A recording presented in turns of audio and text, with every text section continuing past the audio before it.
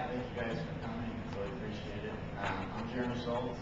I work in employee communications at Intel.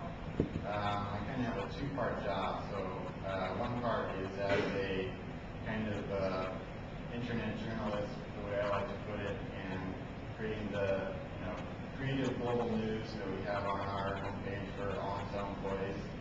And as far as headlines go, the thing we found that, just to go way off topic about what I want to talk about, but I love what you said about just headlines and approvals and things.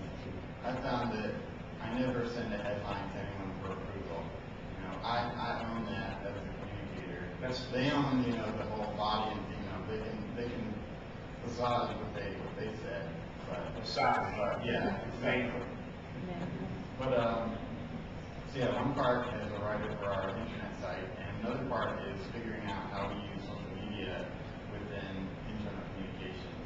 And the big thing that we're kind of trying to push more and more this year is less content and more connections.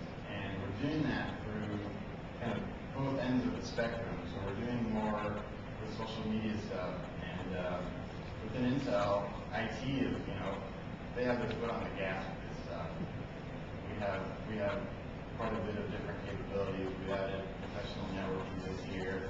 So for communications, we want to, it's a great tool for us to be very effective in our communications, but it's also, we want to stay relevant for employees to go where they're going.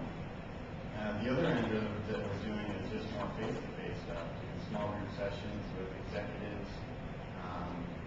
The little kind of mini case study that I want to bring up is relevant to what Chuck talked about is in the first quarter of this year, our chief administrative officer sent an email to all employees saying it's going to be really tight this quarter, so we really need to hold on the discretionary spending as much as we can.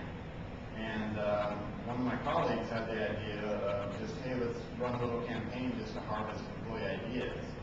So what we did was we created a blog, and the reason we did that instead of something like maybe a discussion forum, which normally would be more appropriate for a many kind of discussion, we just created a blog so that folks could really easily drop their idea in there, sort of like a suggestion box. And we created the blog. We actually sent it out before we published the story on our internet, and have people submit ideas and kind of start the conversation before we bring the whole huge employee crowd over there. We kind of have set the conversation and showed what we're looking for. And then we published our internet story. It's got a huge flood of submissions.